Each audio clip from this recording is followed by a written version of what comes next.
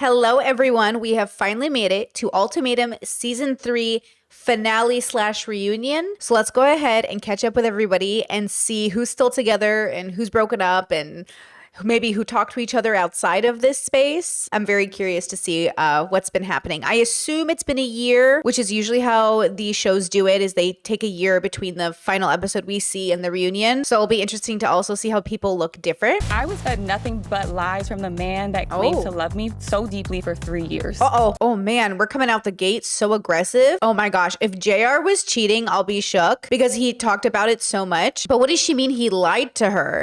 Me, Nick, JR in the same room. Not gonna be fun. Yo, that dress is so good. I'm here today to tell my truth. Oh my gosh. Sandy knows how to dress. Have any more questions for Sandy? I saw two people falling for each other. My concerns were real. Cute. She's so cute. An emotional connection developed with Caleb, and I'm ready for the truth to be told. I want to see how he addresses it. Oh, okay. Bangin'. I think what ends up happening with a lot of these shows is that people watch the show back and then they see the things they didn't see or understand during the actual real-time interactions. So now, good, because I was wondering why Caleb kept saying they, were just friends and all that other stuff. There are a lot of unanswered questions. This season, 6 ultimatums were given. 2 were left unanswered, 2 led to heartbreak, and 2 ended with engagements. They all came looking to get their answers, and now it's time for you at home to get yours. I couldn't imagine that Scotty and Aria are still together if Aria still cares how Caleb felt during the trial. Because for her to be even concerned at this point, I obviously understand they have to make up taglines and the producers are like, hey, be angry about something. Honestly, if she's really in love with Scotty and they've moved on, then it shouldn't matter. Also implies to me that they might not be together, which... All right. Well, hello, everyone. Hi. Hello.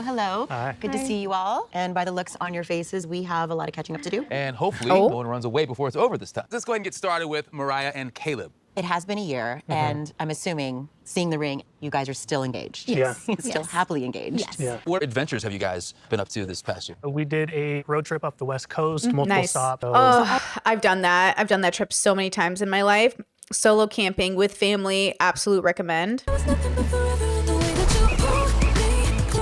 This is a whole new era, a whole new chapter of life. Oh, I love it. Corny. Lots of adventures together. In this past year is that he actually likes to color coordinate outfits with me.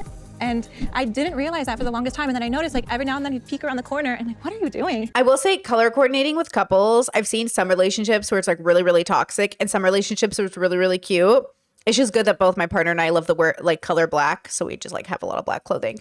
But we do sometimes look matchy-matchy, but not on super purpose, Avi. But I do think it can be very, very cute or very, very we have to look the same and you have no identity separate from me. It's oh, that's a lot. But also it can also be nice to say oh, we match, or we're the same theme. Because some couples compatibility can look like being similar. And then for some couples, toxicity can look like forced looking similar. You know what I'm saying? When's the big day? So I've connected with chefs, photographers, videographers. We've actually selected an event planner. And we're hoping for it to be a destination wedding summer of 2026. Wow. Because leaving the show, Oh, this is current time. Of course it is. This is recent. Wow. Yeah. 2026. Yeah. Okay. as soon as I left, we had a lot of conversations, a lot. I don't think I was as good of a listener prior to the show, but leaving, I definitely had to take accountability for my actions and really take note of who I had become in this. Because I'm thinking I'm showing up as my best, but slowly my best is getting lower and lower. And it's not to the same degree that I would want to hold myself to. Caleb, you were Aria's trial marriage partner. Yeah. And you guys got close in that time. Have you reached out to each other for support or for any communication throughout this? No. Yeah, but were you not looking at my stories, liking my stories? And I also watched Zaina's stories.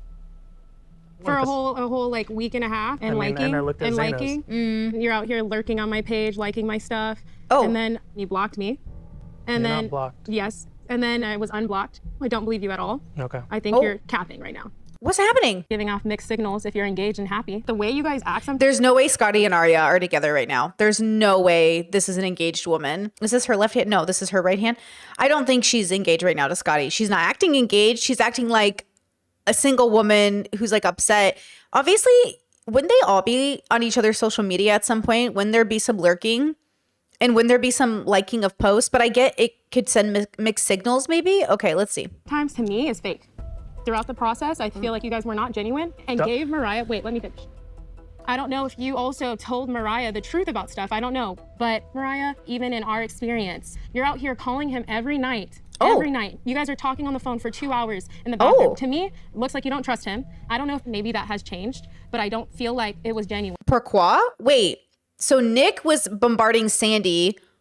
Were Caleb and Mariah like literally talking to each other every night of the experiment? Were Zaina and JR the only people who didn't have any contact? There's just so much that was just said. The whole blocking, not blocking, watching her stories, that is news to me. I have screenshots, I saved that. I think you need to be honest because watching the season back was incredibly emotional and you did not admit to having an emotional connection to Aria. So I completely felt blindsided. Whoa. And to see Scotty's reaction as well, I almost wish I was more angry at that time versus being so reserved and taking everything for face value. One thing Aria can never say is that I wasn't 1000% honest with her. I Relax. said, hey, I like this girl. Hey, I think we're developing an emotional connection. I mean, that's true, I guess. made it a point to be like, hey, I don't want to have to explain it to you later. Yo, a year has gone by and Caleb didn't have the conversation. This is why my partner and I practice like radical honesty. We just want to tell each other everything because also, like, to be honest with you, like that's kind of my relationship with a lot of people in my life. I do not like too radical. Obviously, I have boundaries with some of my friends and family, Avi.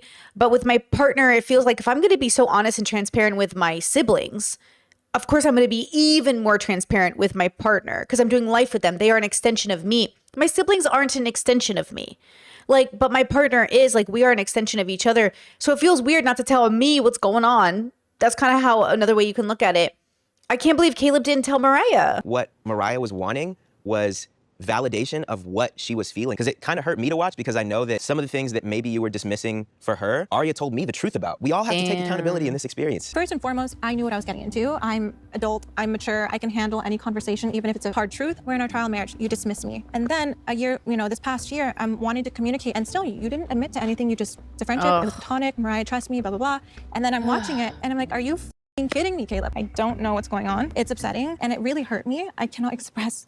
This is so interesting. Are they having this conversation for the first time right now? Like, did they all watch the show last night? Or do you know, that's what it sounds like, right? Doesn't it sound like they just all saw it last night and then they came in together for the first time? That's what I'm curious about. Or did they watch it together and talk about it and then they're talking about it now? My mistake on this was thinking that if I didn't allow a romantic connection to develop, then I wasn't crossing any boundaries. But to speak to it, I mean, you had asked multiple times, if there's an emotional connection, tell me. And I was like, it's not coming out, it's not happening, it's not happening. And I was trying to convince myself, but even watching it back, I mean, both of you are completely correct. I should have been more transparent. I should have been forthcoming with that. I get it, like none of us are perfect up here. I could tell, like even on our dates during dating week, when you're out here being flirtatious and whatever, he was different. He was putting Mariah first. Now let's move on to our other engaged couple, Aria and Scotty. You said yes. I did. Where do things stand with you guys today? It was a very emotional moment because They're not together.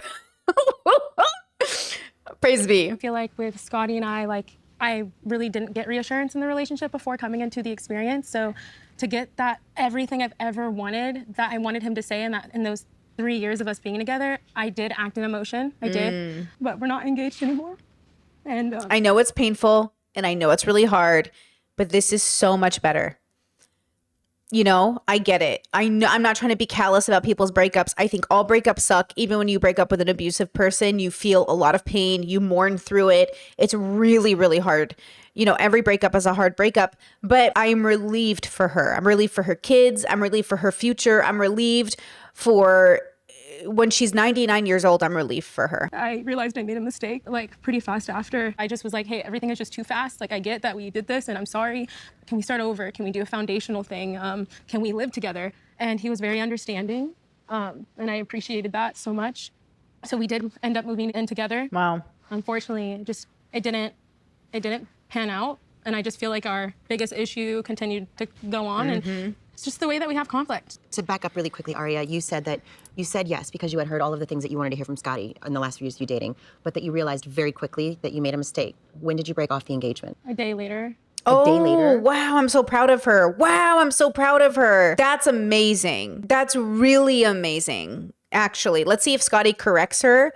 But wow, I'm kind of so proud of her in a way. Yeah, it must feel crazy in that moment to have things happen. And this is why I say again, I'm really lucky that, the only kind of proposal I ever got in my 20s was a very casual, reflection of definitely how messy that relationship was kind of proposal. And it just was very easy for me to say no to, obviously. But had they proposed in a very public and extravagant way, I also would have found it difficult to say no in that moment, but I would have said no.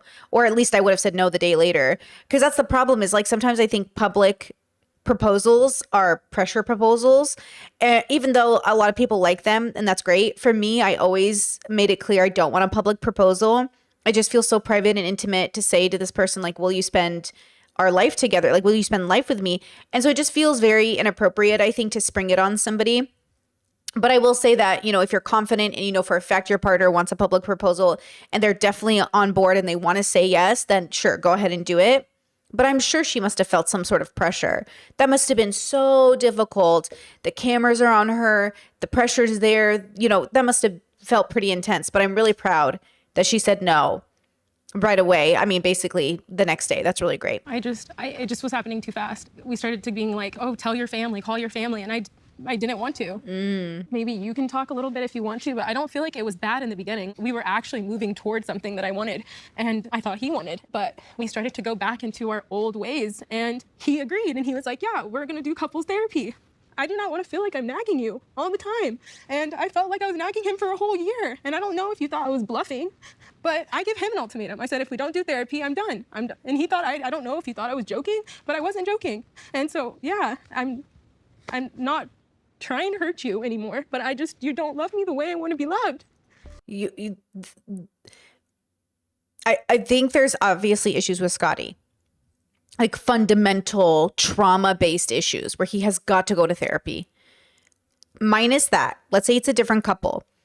I always say two really great people can turn each other really ugly very quickly if you end up with somebody you're incompatible with. These are the settling relationships. He's good, she's good to me, they look good on the resume, we should be together, but every day I'm in this marriage and I just think to myself, like, is this really my life?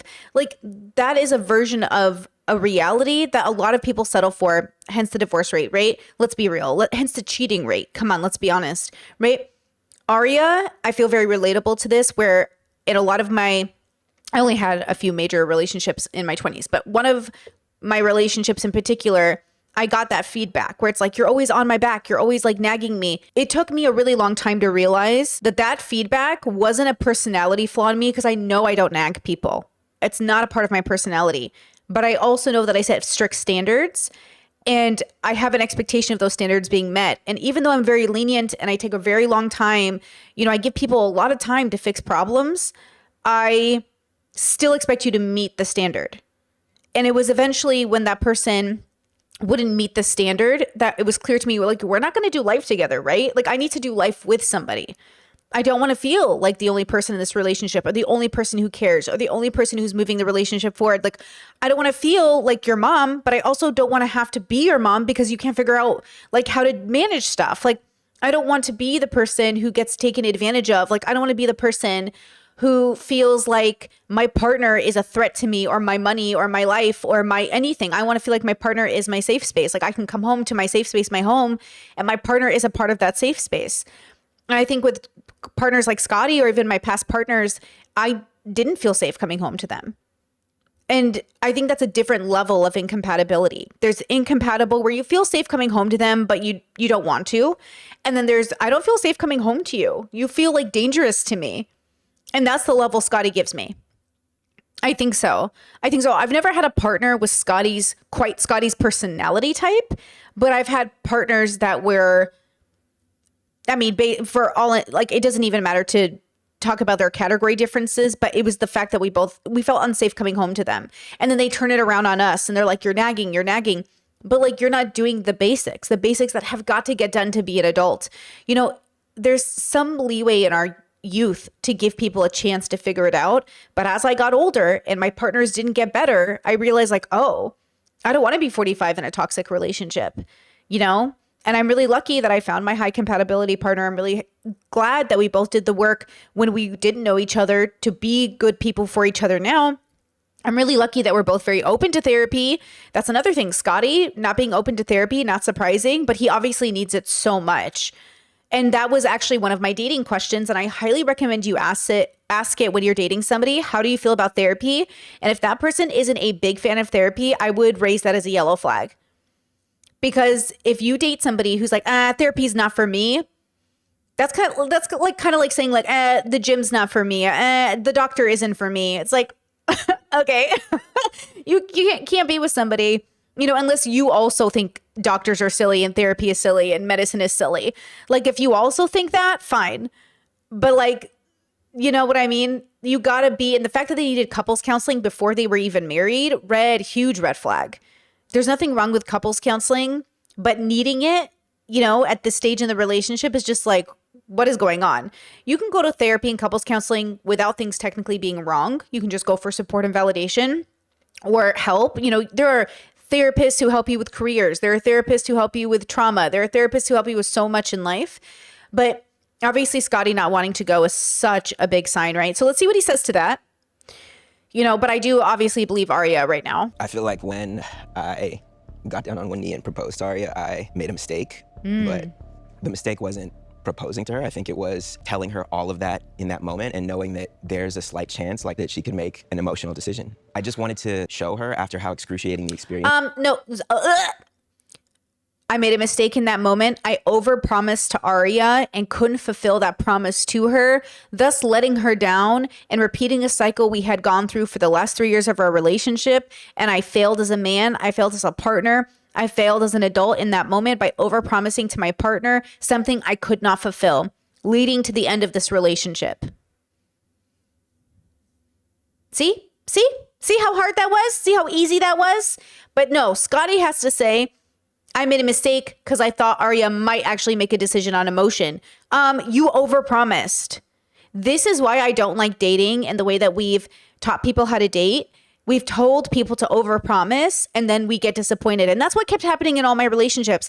Overpromising, little things. Guys, death by 1,000 cuts. Those were my relationships. My relationships were death by 1,000 cuts, Hey, I'm working a 16-hour shift today. Can you make sure to put the chicken in the oven when I come home from work? Yeah, sure, I got you.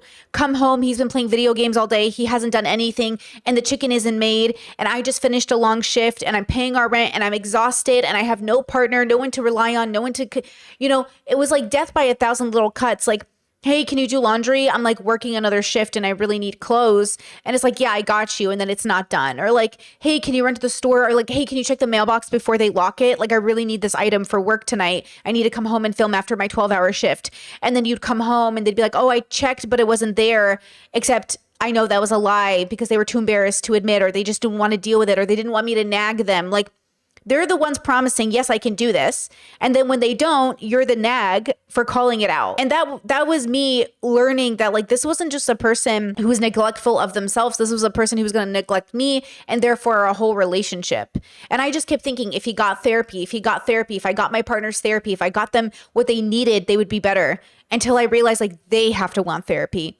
And they have to want to be better. Otherwise, you just end up with a Scotty. They don't want to change. And you waiting around all those years for your friends, your siblings, your parents, all the people in your life who have gone to a certain age and still have made no effort to change.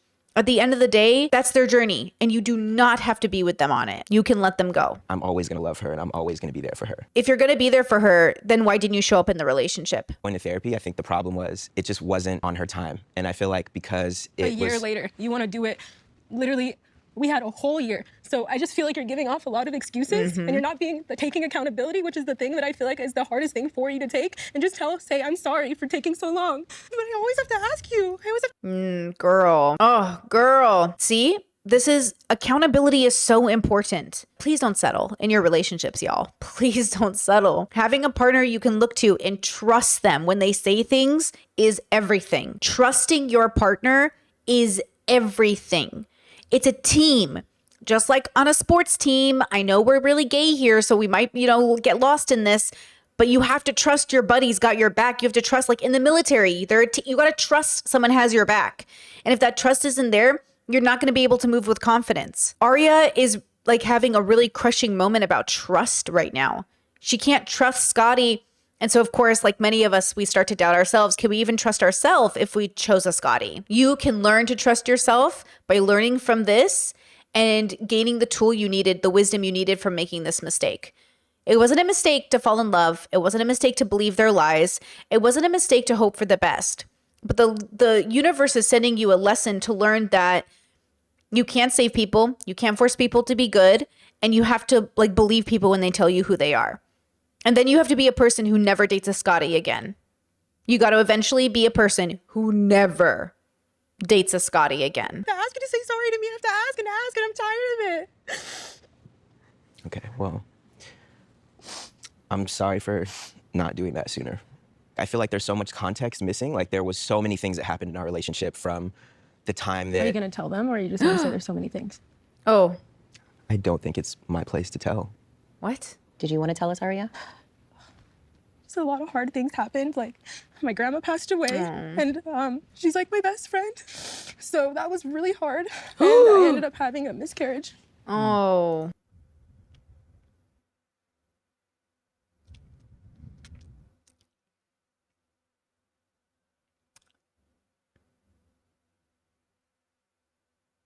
Please don't make babies with Scotties.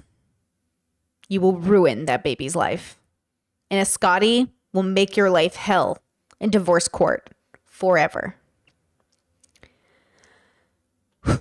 Forever.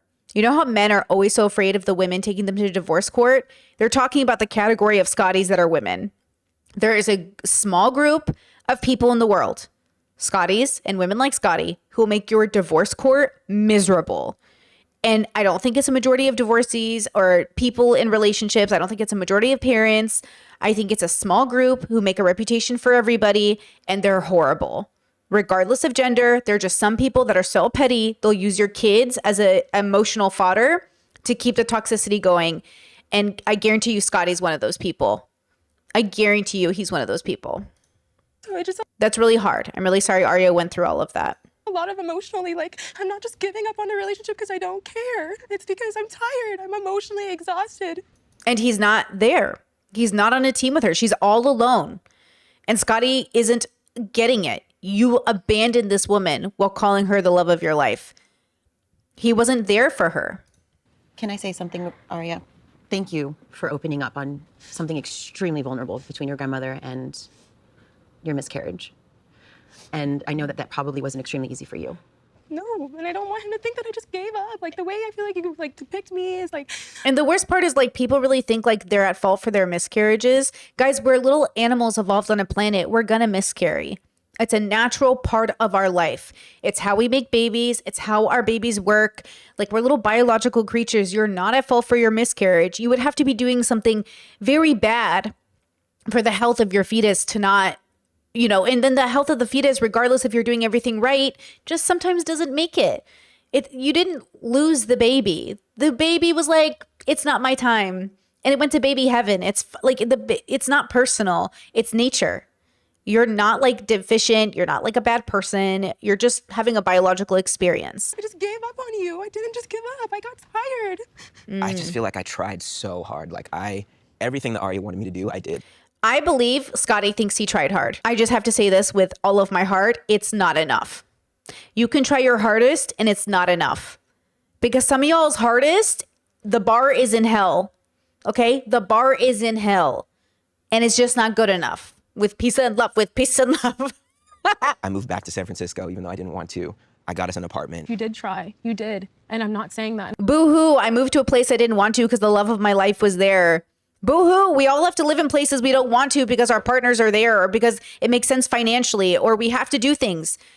That's what a team is. A team is doing it together. And even if it's hard, you still love being in that place with that person because you're doing it together. And I'm not discrediting you on that. You both have a lot of love for each other. And that is, you could see that, you could feel that sitting here. I'm noticing that you are aware of Aria's needs, but there seems to be a disconnect between knowing what she needs and giving her what she needs. I think you're right. I just feel like it's sort of demoralizing to go and try to give someone everything they want and still what you're giving isn't good enough. No. It might be demoralizing, but you're not giving her everything she needs. And I don't think people understand this. Even if you're really, really compatible on paper, it's not the superficial things like money and basic support. It is really, I need a better word for being on a team. Feeling seen, really being seen by somebody is the greatest feeling in the world. You know what it feels like a little bit when you're having a really good first date and you really feel like, oh my God, we're vibing. Now imagine that across all of the parts of you that exist. Like imagine that in such a profound way. Like, you know, my partner and I, it's been a couple years now, and we're going to have our third year of knowing each other this summer. And we've been living together now for a while. You know, our 2 years together will be in May. So like in 3 months, we'll have lived together for 2 years. So I'll be in Europe for 2 years now. And which is crazy. Like, I don't even understand. Sometimes I feel like that must be wrong because time is going by so fast in a way. But, you know, we'll be sitting on the couch and we'll be playing Switch or something, like Smash or something. And I'll just look at him and be like, yeah, we've really been living together. And it's been so good. Like, I've lived with roommates, siblings, parents, like I have cousins, best friends. Like, I've lived with so many people in my life. And this is by far the greatest experience I've ever had. It's vibes all day. We never fight. We're always laughing. We're so good at giving each other space. We're just so good at listening to one another. We're so thoughtful. Like, everything is just so easy. It's the easiest thing I've ever done. And I have lived with partners. I have lived with multiple partners, and it was so hard. The duration of those relationships were like 2 to 5 years on again, off again. And they were so hard. They were hard a few months in. They were hard before we were even a couple. Because, you know, we were fooling around beforehand. We were F buddies or whatever. Like, my 20s was so hard. It was so hard that I was like, this cannot be my life. So yes, it might feel demoralizing to Scotty to feel like you're doing everything and it's not good enough, but it's going to feel dehumanizing and demoralizing to everyone involved that they can't make something that seems obvious work, but there's something so obviously not working. I'm sorry, whatever Scotty thinks he's doing, I don't believe him because of what he exhibited in those recordings on this show. If he was doing all of the things Aria needed, none of those scenes would have been recorded. And at the end of the day, that energy in a person tells me there's something more going on. Look, his dad died when he was a teenager. Has he gone to therapy? Has he gone through morning counseling? Losing a parent isn't a joke. And how many men are suffering from toxic masculinity and refuse to really face their own demons, their own lacking? He already said he had an attitude as a teenager. I believe that attitude stayed. He seems like he's frozen at 16. So again, I think he thinks he's doing enough, but doing enough doesn't look like Scotty. It just doesn't. I'm sorry. Zaina, I'm curious to get your reaction. Obviously, you and Scotty got to know each other pretty well during your trial marriage together. What were your thoughts and observations as you watched Aria say yes to his proposal? It was a bit of a surprise, I'm not gonna lie. You know that Scotty has a hard time with rejection and you owned up to that. And I feel like in that moment, you just didn't want to reject him. It's just so hard when there's so many emotions involved. Yeah, you know, I think what's hard is just like watching that proposal back. Like there was like a split second where I think she paused and was thinking like, am I ready to say yes? Am I ready to do this? If you've really experienced true love before, you will probably also experience real heartbreak. And she definitely broke my heart, like for sure. Nah, I feel like heartache or heartbreak comes in all forms. And I think Scotty was devastated by his own lack. I don't think he sat over Aria. I think he sat over the fact that him, something to do with himself. I think even Aria isn't sad over Scotty. She's sad over the fact that this person that she loved in the form that she loved him in didn't actually exist. I really think when we're dating people and we think we might marry them and we end up not marrying them, I think partially it's because some of us, maybe not all of us, we're in love with a version of them that's like not even real. Because if it was real, they would have been good for you. Because the version of them in your head is probably a really good person. But then why aren't they being good to you? Why are they abusing you? Why are they toxic? Because that version of them in your head that's great and wonderful, it doesn't exist. Even if you see it 10% of the time, that's not who they are as a whole. And I think that's why living for people's potential is so negative. You have to accept people for who they are, whether they're your children or your siblings or your parents or the people you're dating. Instead of holding on to like the 10% of them that's good, acknowledge that the whole of them, it's not good. It is what it is. And then you have to do this to yourself too. Don't hold on, because Scotty does that. Scotty holds on to the 10% of him that he's like, I'm good. And he ignores the 90% of him that's bad. You have to face yourself. And other people, we have to face the people in our lives that acknowledge like, oh, I like a lot about you. But there's a lot about you it's going to be a problem. and it's going to hurt people, and it's going to hurt me, and it's going to hurt you. And we have, it's just hard. It's all hard. I just know I never want to experience this kind of heartbreak again. Do you have any expectation or desire to see the two of you get back together? I really do pray that this is not the end of our story. Ugh. But right now, both of us being single is probably the best thing. We put you guys on polar opposites of the couch. Great. So, JR, what's happened with you guys since the last time we saw you when you didn't get engaged? Yeah, so shortly after the ultimatum, we moved out and went our separate ways. Damn. We got separate places. I told her I needed time to process things. She wanted to go back to what we were doing and ignore the whole experience and get back together. She was upset that we didn't spend Christmas together. Oh. We did spend Christmas together. What are you talking about? We did, I know, but you were mad that we didn't get gifts and go. Ooh, bad start, JR. Nothing positive about her, nothing good to say, straight off the negative. And also, yeah, why did he say, like, she's mad we didn't spend Christmas together? And she's like, what? That was such a weird start, JR. I got you a gift, and you got me a gift 3 days later because you felt bad. Right, yeah, because we were broken up, right? And you didn't come to that realization, like, we're not together. I feel like if we really want to realize. That happens a lot where you break up and then you kind of get back together. I've been there. I've broken up and gotten back together with exes. And it never works. It never works, girl. You broke up for a reason. But I've been there and I know it's weird. It's super toxic. That's what I'm saying. Being out of this era is wonderful. Being in an era of your life where you have nothing but good things to say about your partner and there's no but is beautiful. Being able to, like, no more breakups. I don't want to move anyone else out of my apartment for sure. Out of our relationship, we do need to take this time apart. And I think you were upset about that. Do y'all want the truth or not? Well, it sounds like you have a slightly different perspective. Yes, so 100%. Yes, we did move out. We moved across the street from each other and we were still broken up, but we were still talking on the phone 2 o'clock in the morning. We were still seeing each other. We celebrated his birthday. You got a massage at the Ritz-Carlton and a steak dinner, okay, for your birthday. After that, we spent Thanksgiving together. Accepting a steak dinner? That's what I'm saying, JR. Excuse me? What is he doing? Does he think he's just being nice? Like, please buy me a steak dinner? Like, thanks, friend. Thanks, homie. We literally went to Soho House for Thanksgiving together. Zaina, you were asking for all that. And I said, we need. Why did he keep giving in to her? Did he not put down boundaries? Or was he leading her on? See, that's the confusing part. Or were they both kind of still, you know what I'm saying? Need time apart to really process can I finish? things. Thank you. Yeah, go ahead, finish. We were in this, like, gray area. And then I asked, I'm like, what are we doing? Right. Are we single? Are we together? Right. How would you describe it? And he was just like, you know what? I need time to process what happened on the show. And I don't think I could be in a relationship right now. So naturally, I was really confused. And he refused to give me any type of closure. I would ask, okay. Well, he broke up with you. Zaina, Habibi, he dumped you on Netflix TV. You know what I'm saying? Like, I get it. I've been there. On again, off again. My 20s was crazy, okay? But that is the closure in a sense. But I understand wanting more closure. This is so typical. This is exactly the habit I had to break in my 30s. So at the late end of my 20s, I broke up, moved on with my life. I can't remember. I must have been, how old was I in 2019? I'm 35. It's 2025. So yeah, like that basically that 30th year, I stopped everything I was doing, that kind of messy era of my life, and was like, okay, I'm done. And then for 3 years I was single and dating and figuring out things and living on my brother's farm and doing all these things. And then lockdown happened and that was, what it was.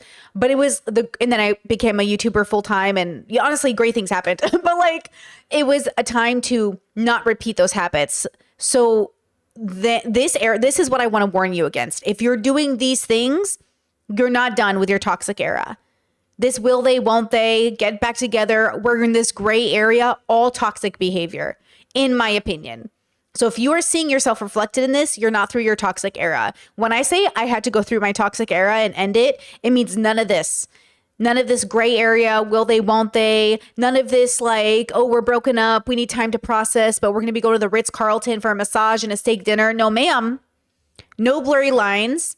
No, boundaries all the way. See how they don't have those boundaries? And they are in their 30s. JR, I think, is 34. I think he's just a year younger or 2 years younger than me. I'm so glad I thought I was a late bloomer by breaking the cycle about 30 to, really it's hard to say when you break a cycle. Is it when you make the decision? But I really think at that November of 2019, when I blocked and I never answered the phone again from a toxic ex, that was it. I wiped my hands of that version of myself and never went back. But I thought I was a late bloomer for being like 30. JR is like 30 something now. Zaina is 30 something, right? So like, I think, guys, come on. During this break, are we dating other people?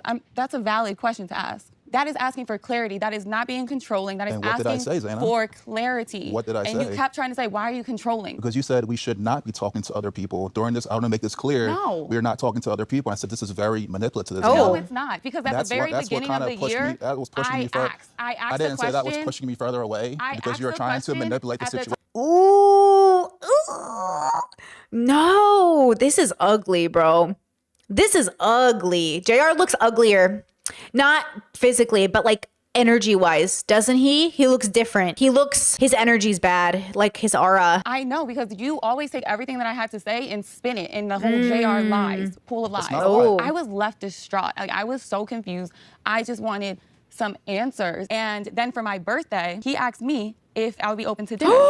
Cancel the night of and never rescheduled. Me and Vanessa Lachey, like, excuse me? Okay, because I was sick. I was just like, you know what? I need to start prioritizing and choosing myself. And I was so intentional about healing, where I wanted to heal to the point where if my future husband, a real man, walks through that door, I won't be using yesterday's pain as today's perspective, and I will open my heart to love that man. I honestly did not respect the fact that he refused to give closure to a 3-year relationship. If you truly did love me. I disagree. Closure is it's you. You have to give yourself closure. That other person can give you closure. It's not that they didn't love you. It's just that the love wasn't the right kind of love. Abusive partners can love you, but maybe not. Bell Hooks would say they cannot love you, which is a very, very valid perspective. And I'm very much open to the idea that they didn't love you. They love the idea of you. But then what does that mean? It's a whole thing. We just finished reading Bell Hooks in our book club. So like, I still have it in my mind. Yeah, like I have this idea that maybe it's love, but it's not the kind of love I want. How about that? And I question that to this very day. Well, Joe, let me ask you, after you left the experience, in your mind, were you guys... That was it. I took the experience for what it was, and I told her after that decision, we are really broken up, and she did not. We're really broken up, but let's keep fooling around. I used to do that in my 20s. We would break up, but then we'd keep fooling around because, like, why not? We're consensual adults. We're of age. We can afford birth control, but it's messy and it never leads to good things. My toxic era was that because we all had similar friend groups. We were seeing each other. We had board game nights. It's weird to break up with somebody. Queer people will understand this, okay? When we break up with partners, when you're part of niche communities, you see them at events. And one thing leads to another, and then all of a sudden you're making out again because you're comfortable with each other and you know each other. But yeah, like that was my 20s. My 20s was being in niche communities where whether they were men, women, or non-binary people, you would break up and see them at places, or you'd stay friends, or you try to stay friends, but then you would sleep with each other again. And then it was just messy. Like, are we getting back together? Are we not? And it's like, fine, we'll try it again and see if it works. And then blah, blah, blah. It's messy, messy, messy. Listen, I have a lot of love for Zaina. I don't know where all this hostility is coming from. I've helped her whenever she called on me. There's no time where I shut her out and was like, I don't want to talk to you. I just said, Zaina, I need time. You should. I feel like they made a mistake by being in contact. How did JR not shut her out? How did she not shut him out? Like, why do they still want to be friends? I don't see, unless you're a very specific kind of person, being friends with your ex is weird. It doesn't make sense. And you know what? The kind of people that I meet, very rarely, but some groups of men take pride in being friends with their exes. But I'll just tell you this, some of the men I know who say they're friends with exes also talk mad shit about their exes. And they're not really friends with them. They keep them around to feel good about themselves as if they're people who never have enemies, okay? That's not being friends with your ex. Being friends with your ex is not still shitting on them. You know what I mean? I haven't given her closure because I'm still processing things. Oh, so you haven't given her closure. So Zaina was correct. Team 1 for the women's, team 1 for the AFABs. So what? Like, so you aren't giving her closure. What's happening? So he just said it. He was the one who wouldn't give, he was leading. He wanted his cake and he wanted to eat it too. Which, you see how Zaina said this? She goes, JR can have his cake and eat it too. No, Zaina, this is what it looks like to have your cake and eat it too. You can't. Okay, you can't have your cake and eat it too, JR. You can't be, I'm processing, it's over, but also let us get together and spend birthdays together and da-da-da-da-da. We never put a timeline on closure. I've been working on myself. I've been on a journey of self. The closure was we broke up. Goodbye. Thank you for the good years. Handshake. Never talk again. And she's asked me for, where are we? Where are this? I'm like, I'm not at a place right now where I can speak on our relationship. I still need time. Even to today, yes. Oh my I'm God. still processing things. That was a lot that we went through. How is it seeing her here today? What's that bring up for you? She was the best girlfriend I've ever had. She looks gorgeous. I have a lot of love out to this day. I have a lot of love for her. Like, she's killing it right now. I do pay attention to her socials, and I see that she's killing it at life, and I'm so happy for her. Now that I'm not delusionally in love anymore, I can see the red flags. I can see the signs. I truly feel like to this day, you had no intention of ever proposing. I don't even think you believe that, but okay. You have no idea. Wait, I had no intention of proposing. Also, yo, I'm realizing I talk in slang a lot, but I realize the reason these conversations are so annoying and disrespectful is they're talking in slang while having serious conversations. And I'm realizing with my content, this is why we can't talk in slang. It's disrespectful. It's like, it sounds so childish to be having a serious conversation and to be using slang. So for real, totes my goats, not using slang. By the end of my 4-year transformation. When I get to the end of my 4-year transformation, we have got to minimize the slang. It sounds so bad. It sounds so disrespectful. It sounds so childish. Like, go off, cap. Like, okay, I love it. But it does sound very like disrespectful when we're being serious. When we're being funny, it's great. I love slang. Like 99% of my vocabulary is slang, but it's so minimizing, huh? Like, I'm really hurt right now and you're minimizing my feelings by like, go off. You know, it feels really bad. Okay.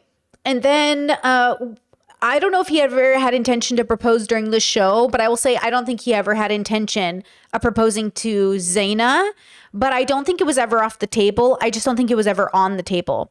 I agree. I don't know if that's what Zaina meant. Like, okay, if you asked me in my relationship, was I ever going to say yes to marriage with my exes? I would say only if certain things happened, which is basically saying, no, marriage wasn't on the table yet. It was a consideration. We talked about it. People knew that was our intention. We talked about weddings. We planned weddings like, you know, as kids do, but we never agreed to get married because I never agreed to get married.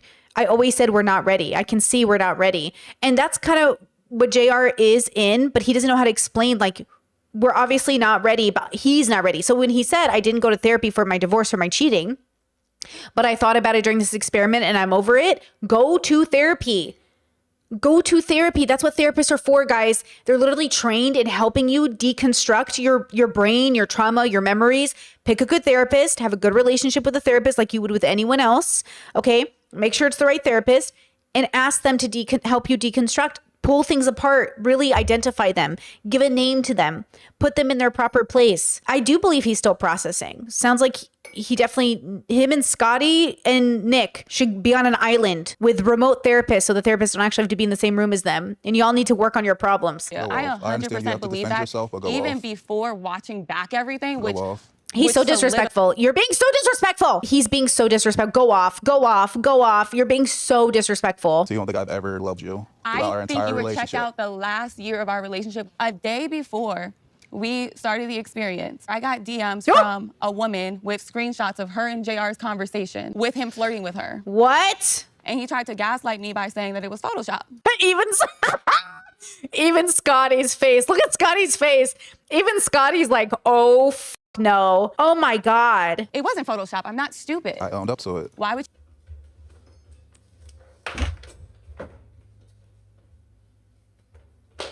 this motherfucking cheating, this motherfucking cheating fucking what? What? What? What? You do the same exact thing that you were upset that your ex-wife did. Wait, the Photoshop. Okay, he says, I never cheated on you. He's saying the messages were Photoshopped, but I owned up to them? Never cheated on you. I never cheated on you. That's a form of cheating. A form of cheating. That was 24 hours before we started this experience, y'all. And I feel like that was God showing me, Zay, red flag. Wait, he's not counting it as cheating because it was just text messages? See how he made it sound like Zaina was paranoid because he's on Instagram and he's got people in the DMs? Well, she doesn't have to be paranoid if you're loyal. Red flag, run for the hills. Jared, let me ask you, before coming here today, was there any part of you that saw yourself getting back together with Zaina? Yeah, I'll be honest. Obviously that door seems shut now, but I was like, I'm still processing obviously things. It could still be a possibility down the line. No, no. She better say no. She better say no. Is the door fully closed on your relationship Yes, with JR? Yes, absolutely. Like, the version of JR that I thought I knew is not who I see today, saw during the whole experience. Like, you are a liar. See? The person you're in love with might not be the person you've been dating. Make sure you see people clearly. About what? You're a con artist. Everything that you said about your trial marriage with Sandy was a complete lie. Yes. How? I don't know who you are. How? You Explain, literally please. told me I wasn't that into her. I'm not that attracted. Like, you said all of these things, and I had to sit and watch it back, and it's the complete opposite. Nick reached out to have a conversation a couple weeks back, and he's like, you know, saying, I think they may have. Yeah, Nick. We did not. And you know, And you know we didn't, Nick. Honestly, Nick, what did I tell you? Yeah. What? I am so emotionally Jesus. removed from it that I would not care. It would just add to the list of reasons as to why I am over that relationship with JR. To clarify that, the thought was there. And now watching it back, the passion between the two of you, if I wasn't there and Zaina wasn't there and you guys, like, naturally, that's where it would have progressed. It was hot and heavy. I mean, they weren't like making out, but sure, they probably would have had sex because they're grown-ups and they can consent to sexual activity. There's suggestions that you guys maybe did more than kiss a couple times. You're saying that absolutely is not true. No, it did not happen. Nothing transpired past a kiss. I actually am so listen, over you that it's like I just. Ooh, Zaina's still hurting. We want to get past the point where like you wouldn't even need to talk back to your ex. Like, no, I don't need to talk to you. That's why we are not in each other's life anymore. Now we are strangers. If I ever see an ex in public, I don't know you. It's been 10 years. I don't know you. You know what I'm saying? Like, so once they're actually done with each other, I hope that if she ever saw JR in public again, it would just be like, I don't know him. I don't know that person. So Sandy, I want to ask you, because obviously from us watching, it seemed like there was genuine, pretty electric chemistry. Sandy seems like she's crying. I don't think it was electric chemistry. I think it was okay chemistry between the two of them. No offense. I've had much better chemistry with a tree. I don't know what that meant. That was supposed to be funny. I've had better chemistry with my vibrator. I feel like they had okay chemistry. Remember I said that I said they didn't really feel like it was too chemistry, but they were almost like forcing it for the experience. It's honestly like JR and I, we had flirty chemistry from the start. That's very clear, okay? I came into this feeling extremely neglected and unseen in my relationship with Nick, and like a lot of really heavy conversations and arguments. And then coming in here, it was kind of just like, okay, let's just have some fun. And, you know, It felt very spring break fun. Like 1999 spring break fun. It felt very casual, very superficial, very not important, in my opinion. I don't know. It just didn't feel that deep. Though I did kind of feel like JR like Sandy more than Sandy like JR. I felt like JR would have maybe picked Sandy if he had any inclination to think she would say yes. But I think Sandy just was kind of having fun with JR, and JR was having fun with her. But I think JR, something in him changed. For sure, but I don't think it's significant enough to matter. I just think for him, it feels like a big deal. else is here. And I think that's why it comes off as just like a bit unserious. And we did have a connection. I'm not denying that. Physical touch is both of our love languages. And I think it wasn't, I don't know about Zaina, but I know it wasn't for Nick. So that was something in my relationship that it was a challenge. And so I think that was something that him and I, we felt comfortable giving each other that reassurance, shoulder rub, you know, hand, whatever. But it was a physical, fun, flirty dynamic. And yes, we did kiss, but nothing transpired past a kiss. But there was so much more that unfortunately you guys don't get to see. But it is honestly, it's a little unsettling to me, and I can't imagine how it makes Nick and Zaina feel watching that. Completely removed and detached. I was watching a movie of somebody that I had no idea. This is a detached couch over here. But the one thing I will say, I do not like the fact that Zaina is identifying with Nick at all. That's a huge red flag. Nick was absolutely inappropriately toxic and abusive. Like, I don't understand why she's identifying with Nick. And that's the part of pain. Pain will allow you to make friends with bad people because you have the same sort of pain. Don't do that. Part of our dynamic. But I will That was say such a small part of our one dynamic. thing that I wish the two of you would have done was to be transparent and honest. And during girls' night, you falsely reassured me. I didn't even ask for it. And it's like a complete... That's true. I said that in my first recording. I did not appreciate Sandy kind of lying to Zaina about that. Like, she made it sound like I'm not even into him. I'm doing this for you. And it was just weird. Lie. So why reassure me saying nothing's going on? It's like we're not even dating if that's not the truth. I understand. You should have just said nothing at all. Right. You're right. I shouldn't have. And the thing that I can own up to at the girls' night is giving you too much reassurance that like nothing's going on. But he loves you. he would talk so highly about you and how much he loves and adores you. Behind closed doors, JR and I were talking about Nick and Zaina. Yeah. Like, we really were diving That in. was true. That showed from a lot of their dynamics seemed to be about their relationships, which made JR frustrated by the end of it. Like Nick and Sandy, you know? Into the depths of our relationships, helping each other as friends. JR said at the guys' dinner that he didn't know what he was going to do, which is fair. Oh, multiple and times. I didn't have an issue with know. him. I still don't have an issue with him. I don't have an issue with anybody. Honestly, I was watching two people fall very deeply. Man, Nick got that like sweaty, like alcoholic look. You know what I'm saying? Like there's just a look people have where they kind of look like they went to the bar before this, like the sweaty bar look. Nick always has that, which contributes to my dislike of him. Obviously, I'm biased because I dislike him and I see him as like an abusive, toxic partner. So I'm meaning to make fun of how he looks. It's just an aesthetic thing. Like you know those guys who always look like they smell like cheap cologne? It's a vibe. For each other. It just so happened to be my ex-girlfriend who I was very deeply in love with at one point. And behind closed It's doors, really hard JR to was watch. downplaying What the I whole said thing. at So it's the like, what is dinner- reality and what was What I fake? said at What the was dinner was I performative hadn't and make a- what I was didn't make a real? decision yet on whether or not I was leaving with Sandy, Zaina, or myself. Well, one mystery left unsolved this season from Boys Night was who told Scotty Oh. that JR was here for a hall pass? Ooh, let's go. I'm assuming they have footage. Let's watch it, girl. It doesn't matter. Does it matter to you? It matters Scotty to me. you? Zaina to you? Yes, it does. Okay. Do either of you have your phones? What are you on the phone for? I have text message proof. I have a chip on my nail. Oh, Damn, girl. I have a chip on my nail. Let me see. What? It's literally a chip. Oh, that's actually What? a QR code. So I just have to do This this. is what I'm talking about. You know you're old when We're in this. the full And matrix then right now. boom. And there's a folder called receipts. I don't know what's happening, but I kind of love it. That is pretty cool. A receipt folder on a QR code on the On back a of a nail. nail. Damn, who's your nail I tag? am Thank you to my old. nail That's tag. crazy. I'm old. We're high Wait. tech with receipts over here because I just wanted to clear the air Whoa. with that because I feel like this was JR's ploy to Yo, JR looks tense. He looks nervous. He looks stressed. This is a stressed man right here. ruin our trial marriage, Scotty, and get into your head. This is from Zaina. Did Scotty tell you what Aria said? She was breaking down crying because guys are treating this like a hall pass and not talking about Nick. I'm like, the only other person is JR. And then JR says, what the f- how am I getting dragged into this? I'm literally on film saying that. Wait, did Scotty tell you what Aria said? She was breaking down crying because guys are treating this like a hall pass, not talking about Nick. And I'm like, the only other person is JR. So JR says, what the f- how am I getting dragged into this? I'm literally on film saying that's not what I wanted. It's not what I wanted. And you say, he's not trying to stir the pot. He was trying to decipher what the f- Aria was talking about. He wasn't speaking badly about you. That states clearly that Scotty was not talking shit about What? you. So why would you bring that heat to guys' night? How would that make you feel if you received a text like that? Let's take What? a quick look back at some unseen clips of just how you spent dating week.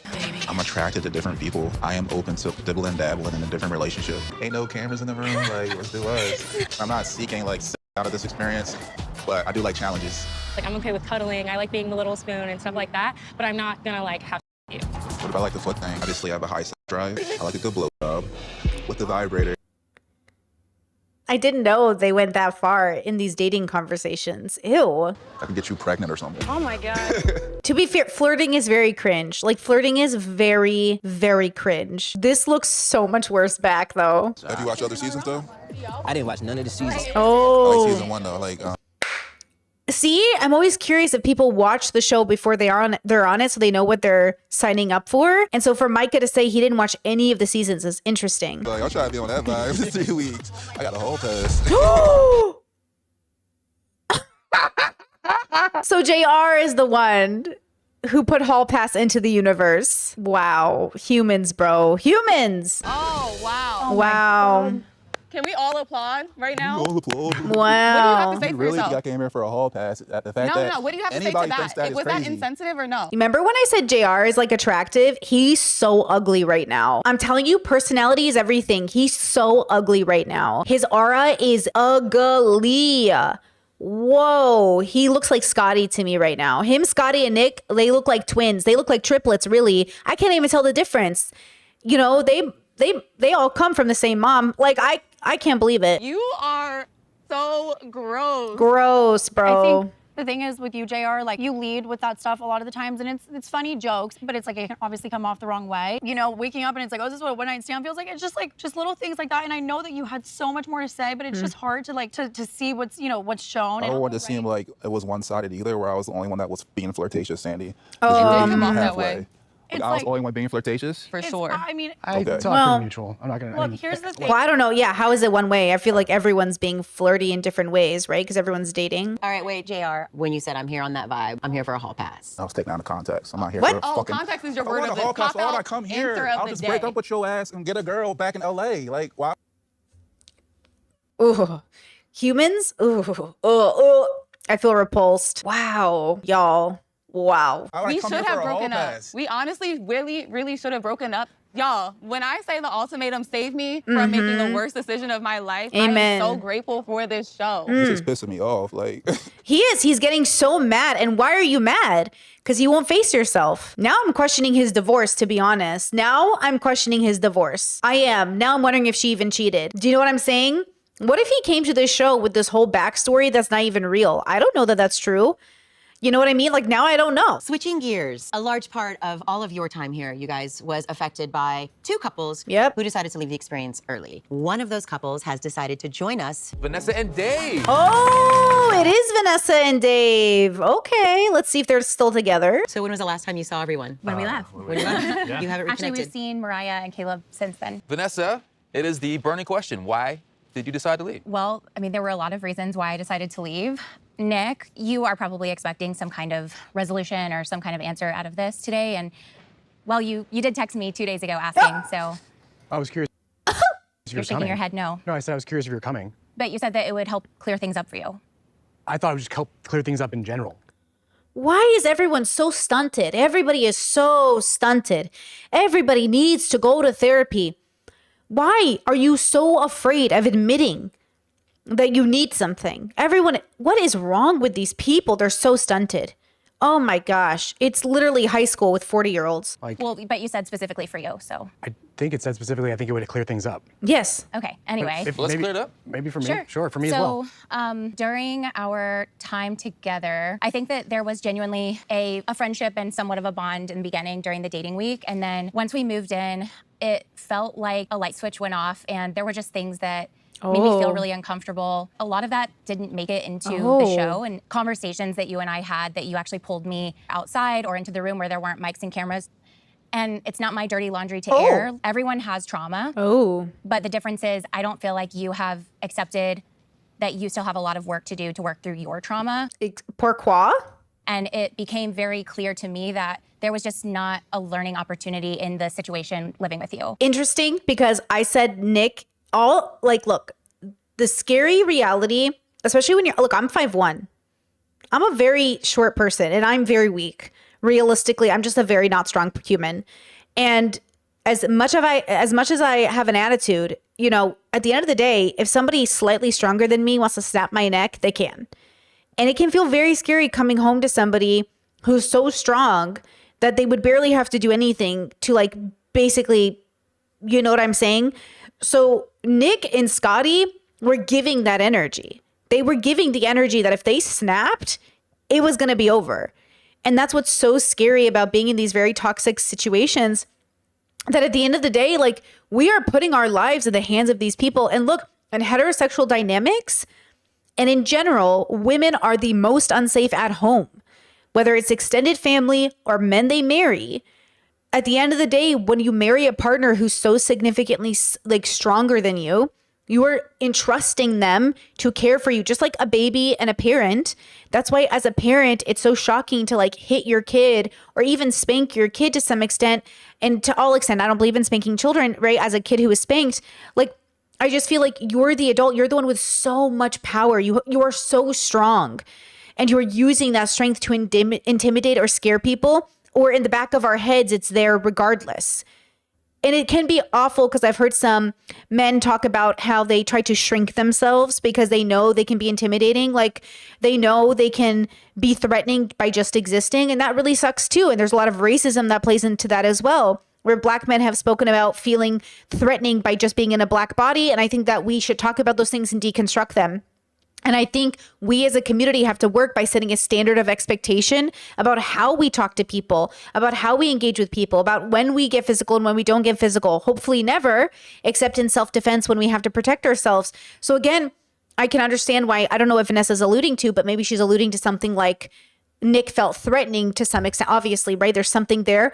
So again, I think we as a community have got to set a standard of how we have disagreements and then what we consider past the line. And when we cross that line to be like, my bad, I will work on it. I will go to therapy. I won't repeat this mistake. Like, we're going to cross lines as we age from teenhood into adulthood. But the hope is that you learn the lessons along the way to mitigate and reduce that harm, right? We're not looking for perfection, but we are looking for harm reduction. Okay, let's see what they say. Elaborate on anything?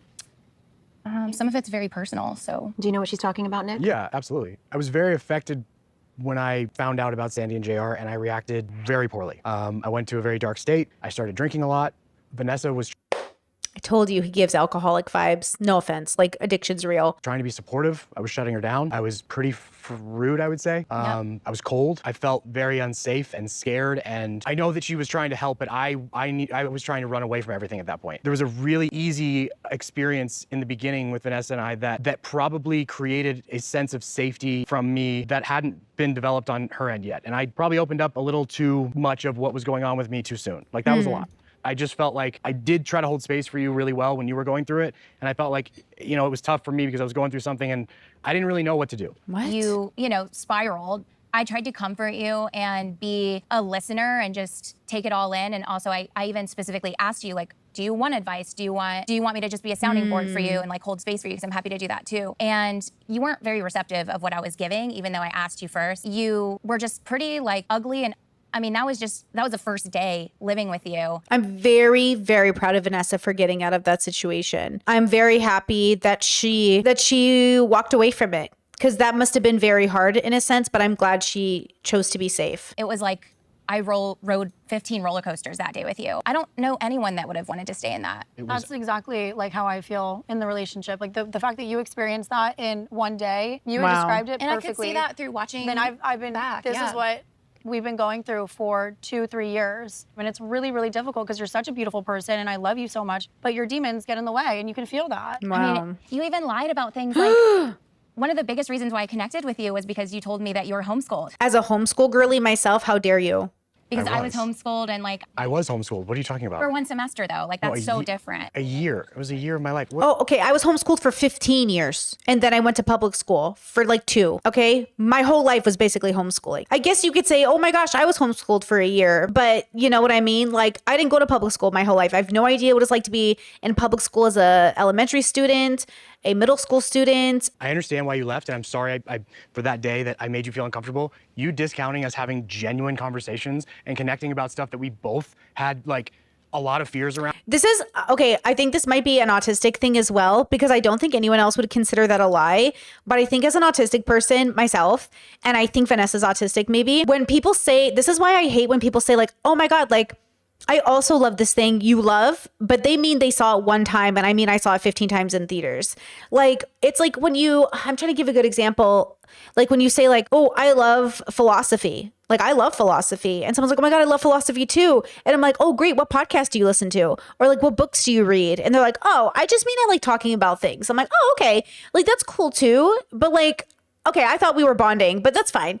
It's like when you say you love something, but you're not like, and I get it. Like, there are people who are going to love it even more than me, but it's like about meeting somebody at the level. I don't think he meant it to be a lie. I think it can feel like a lie because it's like, okay, you didn't like really do it. Or like people who are like, I did X thing for like a month. And they're like, yeah, I used to do that. Okay, you did it for a month. Like, relax, you know? You're crying. I need Dave. What's I need Dave. Point? What do you mean, what's my point? You're making it seem He as was saying that he was there for you when you were going through it, and then when he was going through it. Yes, but I was also there for you when you were going through it. Until it was too much. It was too much, and I understand because it is too much. It's not fair. You shouldn't. So it wasn't fair for her to do that to me either. But Nick, the difference is he's not understanding the difference between like, it's like people who what's this? Like they trauma dump on you, and they don't understand the difference between sharing a thing and trauma dumping. Like, they're different. One is sharing, it's mutual, and one is one-sided. I'm going to dump all of this on you and expect you to carry it inappropriately. He's a trauma dumper. and she's a sharer, and it's different. So clear. When I was there for you, you lashed back at me. When you were there for me, I was actually receiving that. So do you see the difference or not? Sure. Whoa. I feel like we're all shitting on Nick a little bit too much right now. Scotty would feel that way. Scotty and Nick are pieces of shit. There's a lot of, there's facts and fiction here. Like, I think whatever makes you feel good about it and move forward happily is the most important part. Vanessa, why did you leave without telling Nick? Oh, I mean, he also knew that day that we fought the entire day that I was extremely perturbed about him, like turning it back around on me whenever the cameras were rolling. You didn't feel like you needed to say goodbye? No. Not really. We've known them for like 3 hours. Literally, bye. Like, I don't owe him anything. So Dave, when Vanessa called this off, was this her initiating it, or were you also seeing what was happening between her and Nick and feeling like you wanted to pull the plug? No, just felt like the experience was unnecessary at a certain point. I had discovered a lot about myself. I know this is my person. I'm good to go now. Like, if Vanessa wants to stay, I think at one of the cocktail parties, she's like, I'm getting a lot out of this experience. I'd like to stay. We continued. So nothing of Nick threatened you in your relationship? No. Like, I had already kind of figured out a lot. So obviously the four of you made a decision to leave. He's on something, right? Nick, what happened between the two of you after the experience ended? Basically, the way it unfolded was I wasn't ready to ask Sandy to marry me. It wasn't gonna happen at that point. So at the end, where you see me going like this, I was not going for a ring, I was going for a piece of paper. Her visceral reaction to me going to that movement, I saw how removed she was from me. And then I begged and pleaded, please, let's figure this out. She agreed, and I agreed that I needed to get some help. I was drinking a lot. And that's scary for me because, you know, it's been something that I've had to really look at this year. I went to recovery.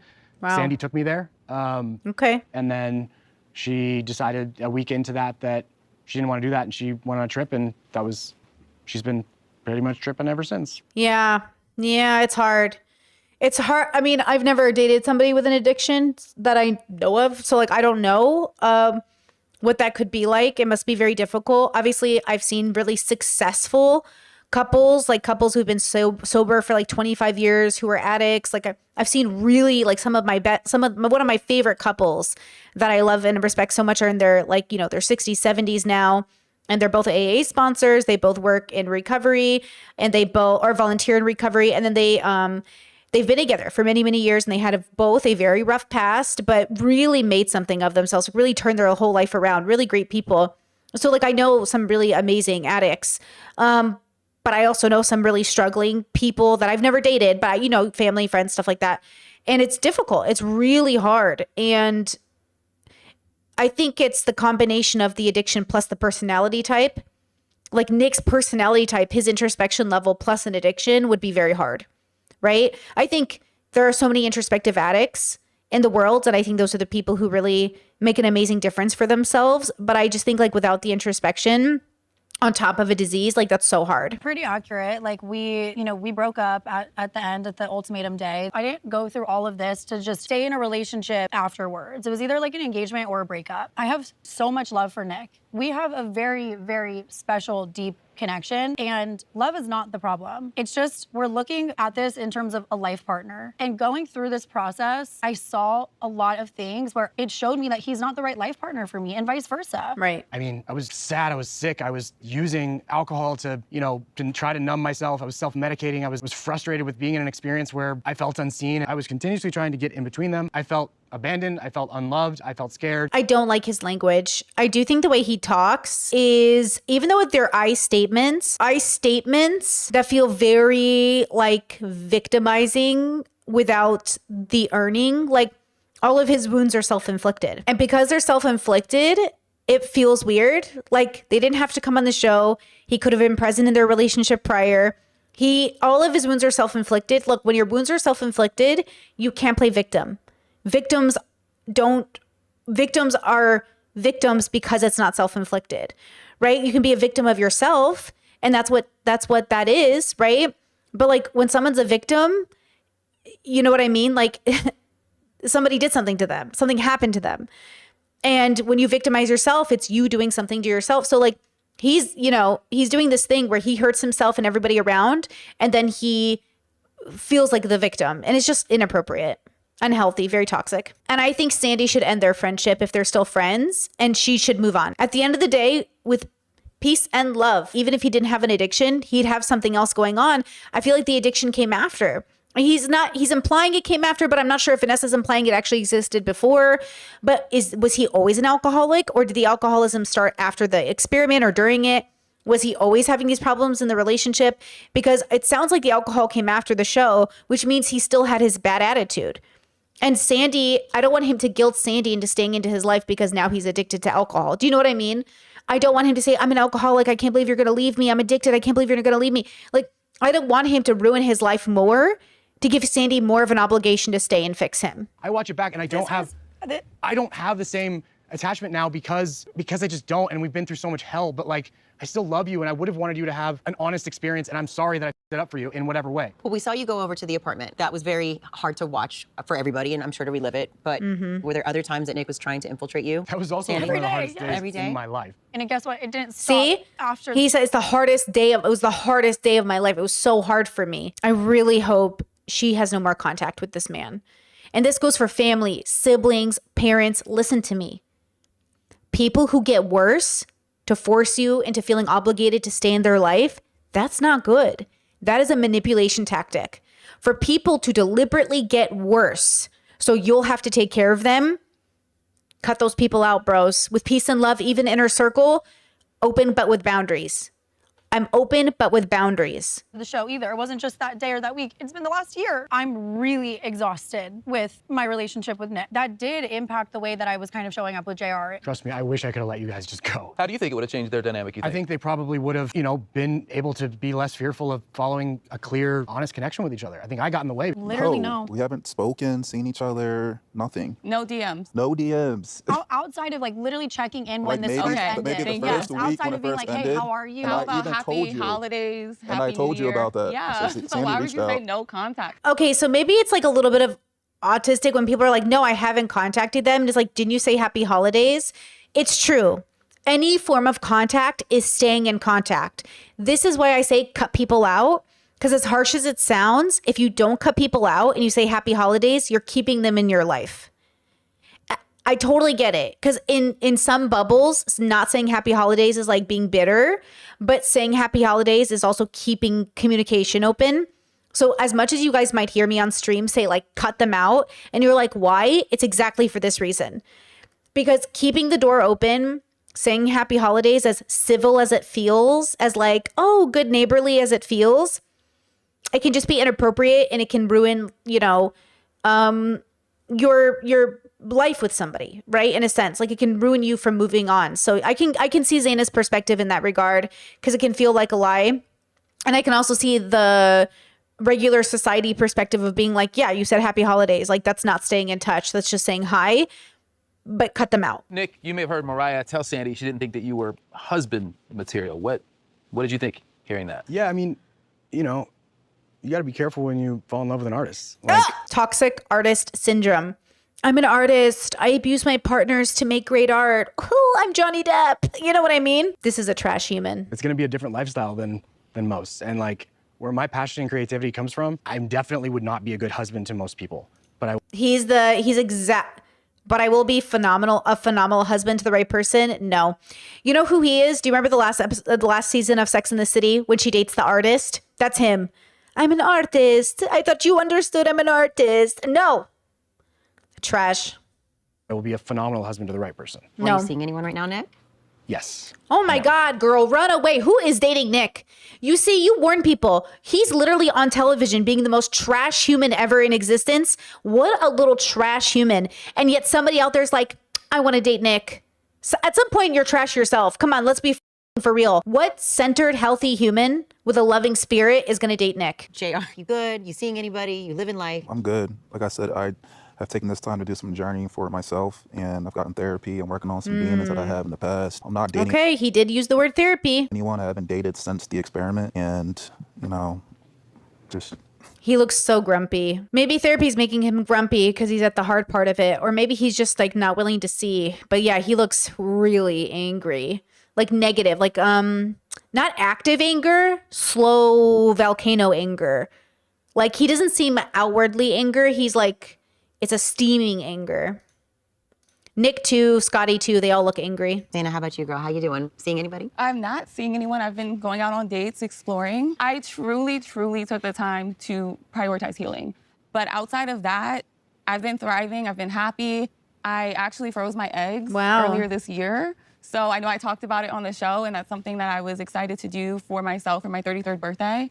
And I know it was a lot of unpacking and a lot of emotions with JR today, but I do just want to say that it's not all bad. Like, I still think you are a good human. I think you have great qualities. You just have to understand that everything that I had to relive and the perspective that I had of you and what I see now is the complete opposite. So it was very hurtful. But you are a good person, and you did show up for me even with the egg freezing because you live across the street, and he helped me with a few of my injections. So Yeah, they've got to stop talking. Y'all got to cut people off, guys. They can be a part of your future.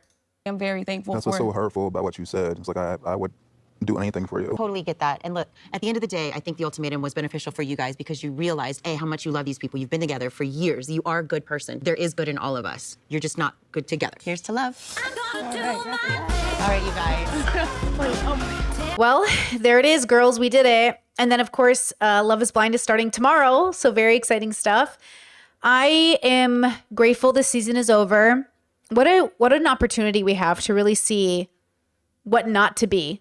What a great opportunity to make it clear of what we want in life. It is so easy to be this person. I'm so lucky I learned these lessons in my 20s. I'm so lucky that this energy didn't follow me into my 30s. I'm so lucky that now that I'm moving into my 40s, you know what I mean? I'll be 36 this year. It gets better and better every year. You get further and further away from those years, which is good. And lots of healing happens. It happens in the moment. It happens over time. And hopefully wisdom follows. Fingers crossed, girl, you know. But I'm just so excited to see how you guys utilize these tools in your own relationships. Because I know I think that's the hardest thing is you're dating somebody you really like. But is this your high compatibility partner? You're dating somebody that you like well enough, but do you really want to do this for 60 years? Do you want to do this through Alzheimer's and dementia? There's a reason statistically, partners break up through sickness. They break up when things get hard financially. They break up over kids. You want to be somebody who's with you no matter how bad the world is, and they make it better. You want to be with somebody who lifts you up. You want to be that person who lifts other people up. You want to be with the partner that you want to be yourself. You want to be with somebody who's happy and positive and looking forward to the future and helping you. And, that when you come home to them, it feels just right and easy. If you want an easy life, pick the right partner. If you want a hard life, pick the wrong partner. That's all I got to say. That's all I got to say. All right. With that said, thank you for watching. It's really been a journey. I will see you this weekend for Love is Blind season 8, I think. I can't wait to meet the people and see who's going to be on this season. I think it's going to be good. I can feel it. All right. Don't forget to like and share this video with other people so they can join us for our Love is Blind series. And I will see you next time. Bye. Stuck in my head, in real life I'm in bed. My belly's being fed and I'm okay. I'm just fine, yet all I do is whine. Not to you in my mind, cause I know I don't make sense. I've been nothing but blessed. So why's my life a mess? Please tell me, cause I'm sick of thinking. Yeah, I'm sick of reaching out for the truth and living life as a fool. Dun, dun, dun, dun.